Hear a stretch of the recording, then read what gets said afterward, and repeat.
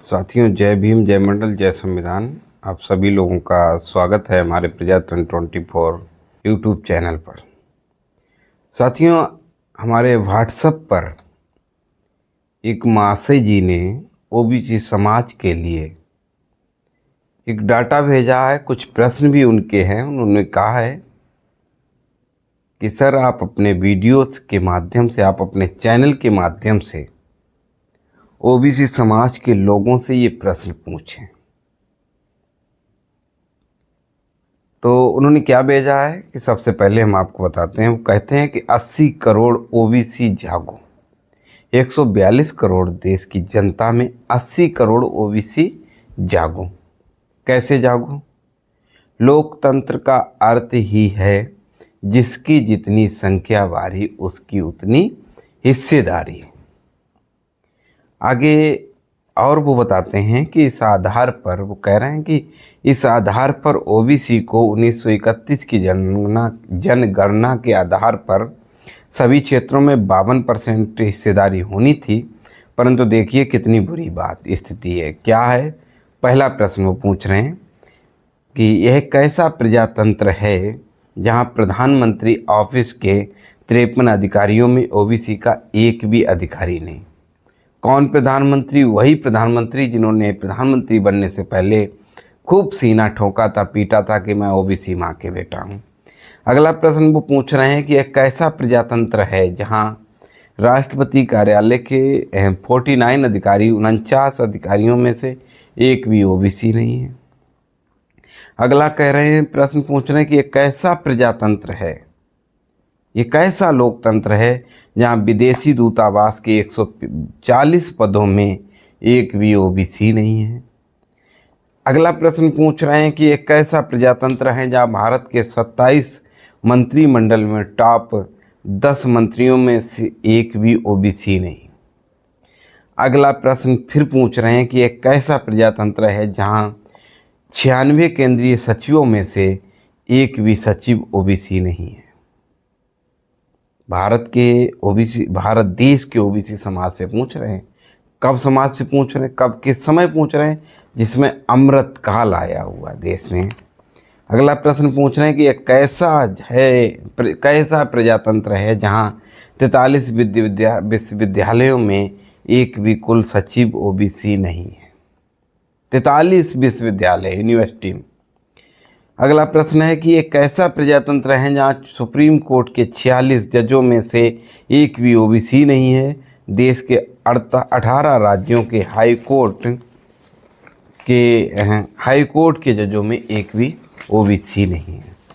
अगला प्रश्न पूछ रहे हैं कि कैसा प्रजातंत्र है जहां काउंसलिंग नियम से उल्टी की जाती है।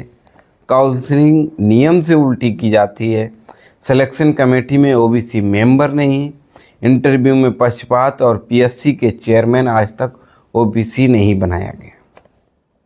अगला प्रश्न क्यों पूछ रहे हैं कि ओबीसी नहीं बनाया गया? ओबीसी नहीं क्यों? 80 करोड़ ओबीसी समाज 1931 की जनगणना के अनुसार 52% है, लेकिन वर्तमान बिहार की जनगणना के हिसाब से ओबीसी 64% है। सॉरी, हाँ, 64%।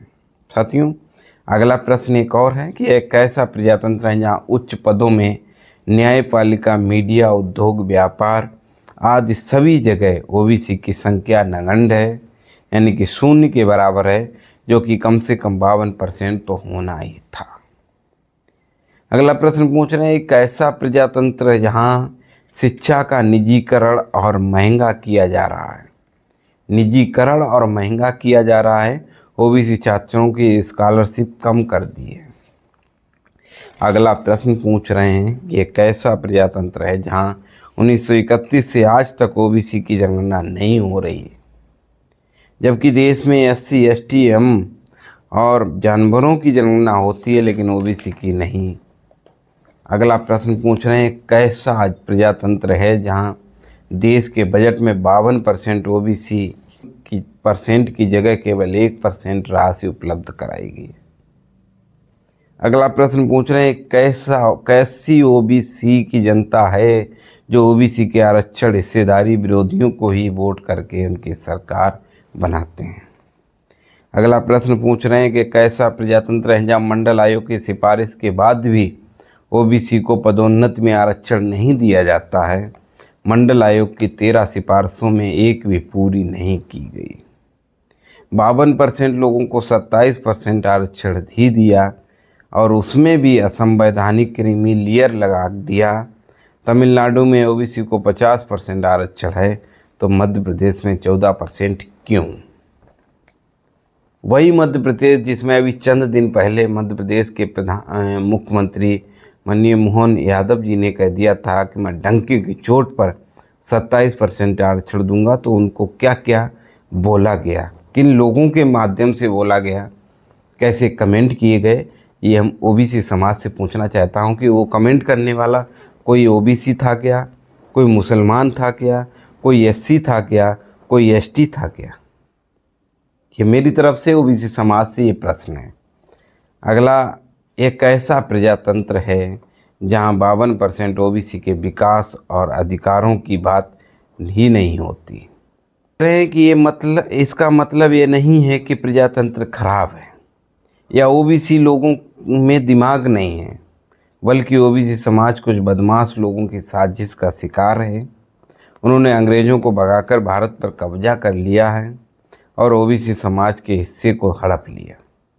ओबीसी का 99% समाज इस घटना से बेखबर है। आगे वो कह रहे हैं कि 80 करोड़ ओबीसी समाज के लोगों जवाब दो।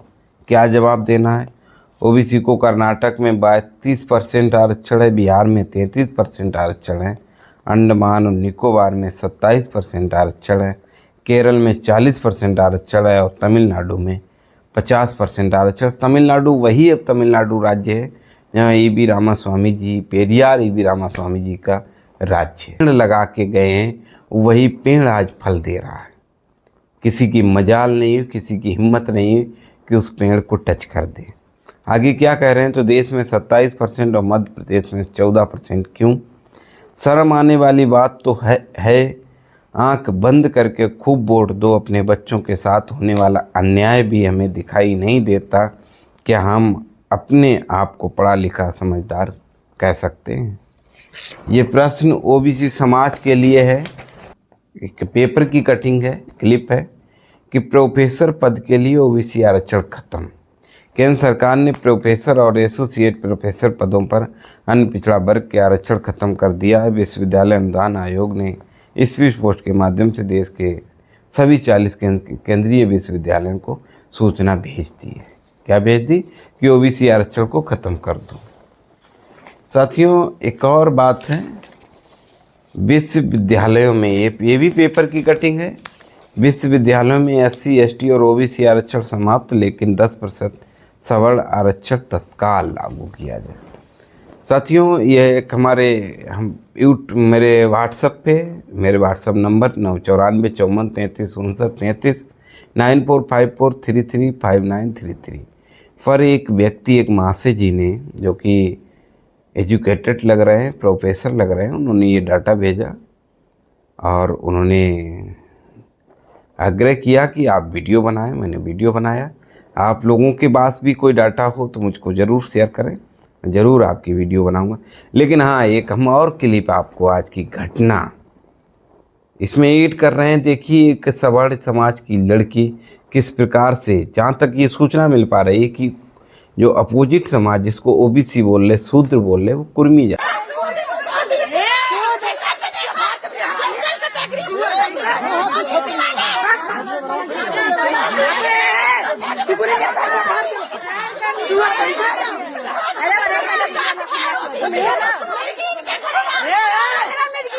हम सोच सवार हम तो करोड़पति बने हम सोच सवार कटियार जात का है, जो अपने आप को बहुत बड़ा क्षत्रिय, बहुत बड़ा हिंदू मानते हैं, बहुत गर्व से अपने आप को हिंदू कहते हैं। उनके लिए एक लड़की, उन लोगों की मानसिकता, ये लड़की मुझको पढ़ी लिखी लग रही है, लेकिन ये कैसे सब बोल रही है, इसके माइंड में पहले से सेट कर दिया गया है, या इसके माइंड में ये शब्द कैसे आया कि ओबीसी ये शूद्र है? एससी शूद्र हैं, यानी कि इनके माइंड को मेकअप को कर दिया सेट पहले से ही, परिवार के द्वारा कर दिया जाता है कि हम और आप उच्च हैं और बाकी ये ओबीसी एससी एसटी शूद्र हैं। और शूद्र का इतिहास आप सभी लोग जान रहे हैं।